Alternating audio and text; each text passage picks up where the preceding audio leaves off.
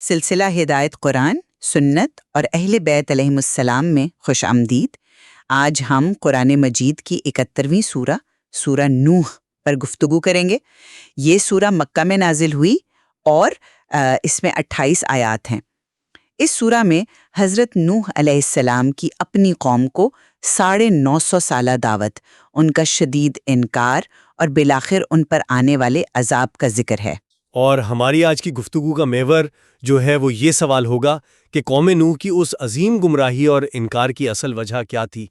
کیا یہ مسئلہ بنیادی طور پر ایک نفسیاتی اور روحانی تھا جس کی جڑیں انفرادی تکبر اور ہٹ دھرمی میں پیوست تھیں؟ یا پھر یہ ایک سماجی اور معاشی مسئلہ تھا جہاں طاقتور اشرافیہ نے اپنے مفادات کے تحفظ کے لیے عوام کو ایک منظم طریقے سے گمراہ کیا اور حق کی آواز کو آپ کہہ لیں کہ دبایا؟ میں اس موقف کی نمائندگی کروں گا کہ اصل مسئلہ تکبر تھا، ایک روحانی بیماری جس نے پوری قوم کو اندھا کر دیا تھا۔ پیش کرتے ہیں بسم اللہ الرحمن الرحیم۔ اللہ تعالیٰ فرماتا ہے، اِنَّا أَرْسَلْنَا نُوحًا إِلَىٰ قَوْمِهِ أَنْ أَنذِرْ قَوْمَكَ مِنْ قَبْلِ أَنْ يَأْتِيَهُمْ عَذَابٌ أَلِيمٌ قَالَ يَا قَوْمِ إِنِّي لَكُمْ نَذِيرٌ مُبِينٌ أَنْ أَعْبُدُوا اللَّهَ وَاتَّقُوهُ وَأَطِيعُونِ يَغْفِرْ لَكُمْ مِنْ ذُنُوبِكُمْ وَيُؤَخِّرْكُمْ إِلَىٰ أَجَلٍ مُّسَمًّى إِنَّ أَجَلَ اللَّهِ إِذَا جَاءَ لَا يُؤَخَّرُ لَوْ كُنْتُمْ تَعْلَمُونَ۔ ہم نے نوح کو ان کی قوم کی طرف بھیجا کہ اپنی قوم کو خبردار کرو قبل اس کے کہ ان پر دردناک عذاب آ جائے۔ انہوں نے کہا، اے میری قوم، میں تمہیں واضح طور پر خبردار کرنے والا ہوں کہ اللہ کی عبادت کرو اور اس سے ڈرو اور میری اطاعت کرو۔ وہ تمہارے گناہوں کو بخش دے گا اور ایک مقرر وقت تک تمہیں مہلت دے گا۔ بے شک اللہ کا مقرر کردہ وقت جب آ جاتا ہے تو مؤخر نہیں ہوتا، کاش تم جانتے ہوتے۔ دیکھیں، یہاں میری دلیل کا نقطہ آغاز ہے۔ حضرت نوح کی دعوت بالکل واضح اور سادہ تھی، اللہ کی عبادت، تقوی اور رسول کی اطاعت۔ یہ ایک خالص روحانی اور اخلاقی پیغام ہے، اس میں کوئی پیچیدہ معاشی نظریہ نہیں ہے۔ تو انکار کی وجہ بھی اسی سطح پر تلاش کی جانی چاہیے، یعنی روحانی سطح پر۔ میں آپ کی بات سے جزوی اتفاق کرتی ہوں کہ پیغام روحانی تھا، لیکن اس کے جو اثرات تھے وہ تو سماجی اور معاشی ہی تھے۔ آپ نے آخری آیت پر غور کیا، وہ تمہیں ایک مقرر وقت تک مہلت دے گا۔ تفاسیر کے مطابق اس سے مراد دنیاوی زندگی میں مہلت اور عذاب سے بچاؤ ہے، یعنی ایمان کا تعلق براہ راست مادی بقا سے جوڑا جا رہا ہے۔ یہی سے میری دلیل شروع ہوتی ہے۔ قوم کے لیے یہ صرف عقیدے کا معاملہ نہیں تھا، بلکہ ان کے طرز زندگی، ان کی معاشیت اور سماجی نظام کا بھی سوال تھا، جسے حضرت نوح علیہ السلام کا پیغام چیلنج کر رہا تھا۔ لہٰذا ان کا رد عمل بھی صرف روحانی نہیں بلکہ سماجی اور معاشی بھی تھا۔ آپ اسے ایک معاشی معاملہ بنا رہی ہیں، جبکہ میرے نزدیک یہ سراسر تکبر کا شاخسانہ ہے۔ اگلی آیات دیکھیں جہاں حضرت نوح اپنی جد و جہد کا خلاصہ بیان کرتے ہیں۔ قال ربی انی دعوت قومی لیلا ونہارا فلم یزدہم دعائی الا فرارا وانی کلما دعوتہم لتغفر لہم جعلوا اصابعہم فی آذانہم واستغشوا ثیابہم واصروا واستکبروا استکبارا۔ نوح نے کہا، اے میرے رب، میں اپنی قوم کو رات دن دعوت دیتا رہا، لیکن میری دعوت نے ان کے فرار میں ہی اضافہ کیا، اور میں نے جب بھی انہیں بلایا تاکہ تو ان کی مغفرت کرے تو انہوں نے اپنی انگلیاں اپنے کانوں میں ٹھونس لی اور اپنے کپڑے منہ پر ڈھانپ لیے اور کفر پر اڑ گئے اور بڑا تکبر کیا۔ یہاں استکبار کا لفظ کلیدی ہے۔ کانوں میں انگلیاں ڈالنا، منہ پر کپڑے ڈھانپ لینا، یہ کسی معاشی تجزیے کا نتیجہ نہیں ہے، یہ ایک شدید نفسیاتی رد عمل ہے جو گہرے تکبر سے پیدا ہوتا ہے۔ وہ حق کو سننے اور دیکھنے کے روادار ہی نہیں تھے۔ یہ جو ہے انفرادی انتخاب کا معاملہ ہے۔ میں اس بات سے انکار نہیں کر رہی کہ تکبر موجود تھا، لیکن سوال یہ ہے کہ یہ تکبر آیا کہاں سے؟ کیا یہ ممکن نہیں کہ یہ رویہ ان کے رہنماؤں نے ان کے اندر پیدا کیا ہو؟ کانوں میں انگلیاں ڈالنا ایک علامتی عمل بھی تو ہو سکتا ہے جو اس بات کی نشاندہی کرتا ہے کہ ان کے ذہنوں کو ایک خاص نظریے کے تحت مکمل طور پر بند کر دیا گیا تھا۔ انہیں یہ باور کرایا گیا تھا کہ حضرت نوح کا پیغام ان کی روایات، ان کے معاشی نظام اور ان کے سماجی ڈھانچے کے لیے ایک وجودی خطرہ ہے۔ تو یہ فرار محض روحانی نہیں بلکہ ایک سوچے سمجھے سماجی دباؤ کا نتیجہ بھی ہو سکتا ہے۔ اگر یہ صرف سماجی دباؤ ہوتا تو حضرت نوح کا اگلا قدم سمجھ میں نہیں آتا۔ وہ ان کے تکبر کو توڑنے کے لیے انہیں اللہ کی نعمتوں اور قدرت کی طرف متوجہ کرتے ہیں، نہ کہ کسی معاشی نظام پر بحث کرتے ہیں۔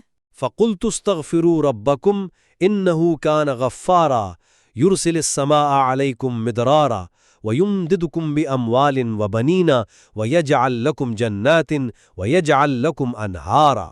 اور میں نے کہا اپنے رب سے معافی مانگو، وہ یقیناً بڑا معاف کرنے والا ہے۔ وہ تم پر آسمان سے خوب بارش برسائے گا، وہ اموال اور اولاد کے ذریعے تمہاری مدد کرے گا اور تمہارے لیے باغات بنائے گا اور تمہارے لیے نہریں بنائے گا۔ یہاں استغفار جیسے خالص روحانی عمل کو مادی نعمتوں سے جوڑا جا رہا ہے۔ یہ اس لیے نہیں کہ وہ مادیت پرست تھے، بلکہ یہ بتانے کے لیے کہ کائنات کا نظام اللہ کے ہاتھ میں ہے۔ تمہارا تکبر تمہیں ان نعمتوں سے محروم کر رہا ہے۔ اصل مسئلہ اللہ کی عظمت کو تسلیم نہ کرنا تھا، جیسا کہ اگلی آیت میں ہے، مَالَكُمْ لَا تَلْجُونَ لِلَّهِ وَقَارًا۔ تمہیں کیا ہو گیا ہے کہ تم اللہ کی عظمت کا عقیدہ نہیں رکھتے؟ ان پر روحانی دلائل اثر نہیں کر رہے تو انہوں نے اپنی حکمت عملی تبدیل کی۔ انہوں نے وہی زبان استعمال کی جو ان کے مخالف رہنما استعمال کر رہے تھے، یعنی مادی خوشحالی کی۔ ان کے رہنما انہیں کہہ رہے تھے کہ ہمارے بتوں پر قائم رہو تو خوشحال رہو گے، اور حضرت نوح نے اس بیانیے کو توڑا۔ انہوں نے کہا کہ اصل خوشحالی بارش، مال اور اولاد اللہ سے استغفار کرنے میں ہے۔ یہ ایک معاشی دلیل ہے جو مخالفین کے معاشی پروپیگنڈے کا جواب ہے۔ وہ ان کی بنیادی تشویش یعنی مادی فلاح و بہبود کو مخاطب کر رہے ہیں۔ میں اسے حکمت عملی کی تبدیلی کے بجائے دلیل کی توسیع سمجھتا ہوں۔ انہوں نے پہلے انفس یعنی ان کے اندرون کو مخاطب کیا، جب وہ ناکام رہے تو آفاق یعنی کائنات کی نشانیوں کی طرف متوجہ کیا۔ أَلَمْ تَرَوْا كَيْفَ خَلَقَ اللَّهُ سَبْعَ سَمَاوَاتٍ طِبَاقًا وَجَعَلَ الْقَمَرَ فِيهِنَّ نُورًا وَجَعَلَ الشَّمْسَ سِرَاجًا۔ کیا تم نے نہیں دیکھا کہ اللہ نے 7 آسمانوں کو تہہ بتہ کس طرح پیدا کیا اور ان میں چاند کو نور اور سورج کو چراغ بنایا؟ یہ خالصتاً توحید اور اللہ کی قدرت کی دلیل ہے۔ اس کا براہ راست کوئی معاشی پہلو نہیں ہے۔ وہ ان کے تکبر کو کائنات کی وسعت دکھا کر توڑنا چاہتے ہیں تاکہ وہ اپنی حقیر حیثیت کو پہچانیں اور خالق کے سامنے سر جھکائیں۔ جی، یہ بات درست ہے، لیکن اس کے فوراً بعد وہ دوبارہ زمین اور انسان کے مادی تعلق کی طرف لوٹتے ہیں۔ وَاللَّهُ أَنبَتَكُم مِّنَ الْأَرْضِ نَبَاتًا ثُمَّ يُعِيدُكُم فِيهَا وَيُخْرِجُكُم إِخْرَاجًا وَاللَّهُ جَعَلَ لَكُمُ الْأَرْضَ بِسَاطًا لِتَسْلُكُوا مِنْهَا سُبُلًا فِجَاجًا۔ اور اللہ نے تمہیں زمین سے ایک پودے کی طرح اگایا ہے، پھر تمہیں اسی میں لوٹا دے گا اور پھر اسی سے تمہیں باہر نکالے گا، اور اللہ نے زمین کو تمہارے لیے فرش کی طرح بچھا دیا تاکہ تم اس کے کشادہ راستوں پر چلو۔ یہاں بھی دیکھیں، زمین کو ایک وسیلے کے طور پر پیش کیا جا رہا ہے، ایک بچھونا جس پر راستے بنے تاکہ تم چلو پھرو، یعنی اپنی معاشی اور سماجی زندگی گزارو۔ ہر دلیل بالآخر ان کی دنیاوی زندگی سے جڑتی ہے۔ یہ اس بات کی طرف اشارہ ہے کہ ان کے انکار کی جڑیں بھی ان کی دنیاوی زندگی کے نظام میں تھیں۔ لیکن اب ہم سورہ کے اس حصے پر آتے ہیں جو میرے خیال میں اس بحث کو واضح کر دیتا ہے۔ حضرت نوح اللہ سے شکایت کرتے ہیں، قال نوح رب انہم عصونی واتبعوا من لم یزدہ مالہ وولادہ الا خسارا ومکروا مکرا کبارا وقالوا لا تذرون آلہتکم ولا تذرون ودا ولا سواعا ولا یغوث ویعوق ونسرا۔ نوح نے کہا، میرے رب، انہوں نے میری نافرمانی کی اور ان لوگوں کی پیروی کی جن کے مال اور اولاد نے ان کے نقصان میں ہی اضافہ کیا، اور ان لوگوں نے بہت بڑا مکر کیا اور کہنے لگے اپنے معبودوں کو ہرگز نہ چھوڑنا۔ یہاں آپ کی دلیل کا مرکزی نقطہ آ گیا کہ انہوں نے مالدار سرداروں کی پیروی کی، لیکن آیت پر غور کریں، انہم عصونی، انہوں نے میری نافرمانی کی پہلے آیا ہے، اور واتبعوا، اور انہوں نے پیروی کی بعد میں۔ ان کا بنیادی جرم ان کا اپنا ذاتی فیصلہ تھا، یعنی نافرمانی، اور یہ ان کے انفرادی تکبر کا نتیجہ تھا۔ سرداروں نے تو صرف اس پہلے سے موجود بیماری کا فائدہ اٹھایا۔ ثبوت ہے، اسونی واتبعوا کو ایک ہی سانس میں پڑھا جانا چاہیے۔ انہوں نے نافرمانی کیوں کی؟ کیونکہ انہوں نے ان سرداروں کی پیروی کی جن کے مال اور اولاد نے ان کے غرور میں اضافہ کیا۔ یہاں وجہ اور نتیجے کا تعلق بالکل واضح ہے۔ عوام کی گمراہی کی وجہ وہ مکرن کبارہ یعنی وہ عظیم سازش تھی جو ان سرداروں نے تیار کی تھی۔ انہوں نے عوام کے مذہبی جذبات کو استعمال کیا، ان کے بزرگوں ود، سوا، یغوس، یعوق اور نصر جو کہ نیک لوگ تھے کے نام پر بنائے گئے بتوں کو نہ چھوڑنے کا حکم دیا۔ ایک منظم اوپر سے نیچے تک پھیلائی گئی گمراہی تھی۔ یہ انفرادی تکبر سے کہیں بڑا اور پیچیدہ معاملہ ہے۔ یہ ادارہ جاتی کرپشن تھی۔ لیکن کوئی بھی ادارہ یا سردار کسی کو مجبور تو نہیں کر سکتا کہ وہ حق کو نہ دیکھے اور نہ سنے۔ عوام کے پاس بھی عقل اور اختیار تھا۔ وہ سرداروں کی زندگیوں کو دیکھ سکتے تھے کہ مال اور اولاد نے انہیں سوائے خسارے کے کچھ نہیں دیا۔ ان کی پیروی کا فیصلہ اب بالآخر عوام کا اپنا تھا۔ اگر ان میں تکبر نہ ہوتا تو وہ سوال کرتے، وہ غور کرتے، لیکن انہوں نے اندھی تقلید کا راستہ چنا، جو تکبر کی ہی ایک شکل ہے کہ ہم اپنے بڑوں کے راستے کو کیسے چھوڑ دیں۔ یہاں اندھی تقلید سے زیادہ سماجی مجبوری کا عنصر نظر آتا ہے۔ اس معاشرے میں سرداروں کی مخالفت کا مطلب سماجی اور معاشی بائیکاٹ ہو سکتا تھا۔ ان کا پورا نظام ان بتوں سے جڑا ہوا تھا۔ ان بتوں کے نام پر میلے لگتے ہوں گے، تجارت ہوتی ہوگی۔ حضرت نوح کی دعوت صرف ایک عقیدے کی تبدیلی نہیں تھی، بلکہ پورے سوشل اور اکنامک آرڈر کو چیلنج کرنے کے مترادف تھی۔ عوام کی اکثریت کے لیے اس نظام سے باہر نکلنا شاید ممکن ہی نہیں تھا، اس لیے انہوں نے آسان راستہ چنا اور اپنے رہنماؤں کی بات مان لی۔ اچھا، آخر میں حضرت نوح کی دعا اس معاملے کو حتمی طور پر واضح کرتی ہے۔ وَقَالَ نُوحٌ رَبِّ لَا تَذَرْ عَلَى الْأَرْضِ مِنَ الْكَافِرِينَ دَيَّارًا إِنَّكَ إِن تَذَرْهُمْ يُضِلُّوا عِبَادَكَ وَلَا يَلِدُوا إِلَّا فَاجِرًا كَفَّارًا۔ اور نوح نے کہا، میرے رب، روئے زمین پر بسنے والے کافروں میں سے ایک کو بھی باقی نہ چھوڑ۔ اگر تو انہیں چھوڑ دے گا تو وہ یقیناً تیرے بندوں کو گمراہ کریں گے، اور یہ لوگ صرف بدکار اور کافر اولاد ہی پیدا کریں گے۔ یہاں وہ کسی معاشی نظام کی ہلاکت کی دعا نہیں کر رہے، بلکہ کافروں کی ہلاکت کی، اور اس کی وجہ بھی روحانی ہے۔ یہ تیرے بندوں کو گمراہ کریں گے، اور ان کی نسل سے بھی فاجر اور کافر ہی پیدا ہوں گے۔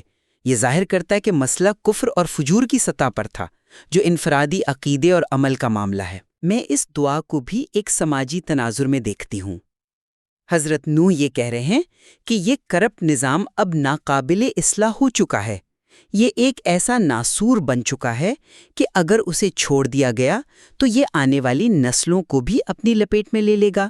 یدلو عبادہ کا مطلب صرف عقیدے کی گمراہی نہیں، بلکہ ایک ایسے ظالمانہ سماجی نظام کو پھیلانا ہے جو لوگوں کو اللہ کے بندے بننے ہی نہ دے۔ فاجر اور کفار صرف ذاتی گنہگار نہیں، بلکہ اس کرپٹ سسٹم کے نئے کارندے ہوں گے۔ یہ ایک سماجی سرجری کی درخواست تھی تاکہ انسانیت ایک صحت مند بنیاد پر دوبارہ شروع ہو سکے۔ یہ صرف افراد کا معاملہ نہیں، یہ پورے معاشرتی ڈھانچے کی تباہی کی دعا تھی۔ تو خلاصہ یہ ہے کہ میرے نزدیک قوم نوح کا اصل مسئلہ ایک گہری روحانی بیماری یعنی تکبر تھا، جس نے انہیں حق کو قبول کرنے سے روکا۔ سماجی اور معاشی عوامل ثانوی تھے جنہوں نے صرف اس بیماری کو مزید ہوا دی۔ اور میرے نزدیک اصل مسئلہ وہ طاقتور سماجی اور معاشی ڈھانچہ تھا جسے اشرافیہ نے عوام کو کنٹرول کرنے اور اپنے مفادات کے تحفظ کے لیے بنایا تھا۔ انفرادی تکبر اور ہردھرمی اسی نظام کی پیداوار اور اس کا نتیجہ تھے۔ یہ واضح ہے کہ سورہ نوح کی آیات دونوں نقطہ نظر کے لیے شواہد فراہم کرتی ہیں۔ یہ ہمیں دعوت دیتی ہیں کہ ہم ہدایت سے انکار کے پیچھے کارفرما انفرادی نفسیات اور اجتماعی سماجی دباؤ کے اس پیچیدہ تعلق پر غور کریں۔ بالکل، اور یہ داستان صرف ایک تاریخی واقعہ نہیں، بلکہ ہر دور کے لیے کائنہ ہے، جو ہمیں دکھاتا ہے کہ حق اور باطل کی کشمکش ہمیشہ انہی دو محاذوں، انسان کے اندرون اور اس کے بیرون، پر لڑی جاتی ہے، اور یقیناً اس میں غور و فکر کے مزید پہلو بھی موجود ہیں جنہیں سمجھنا ضروری ہے۔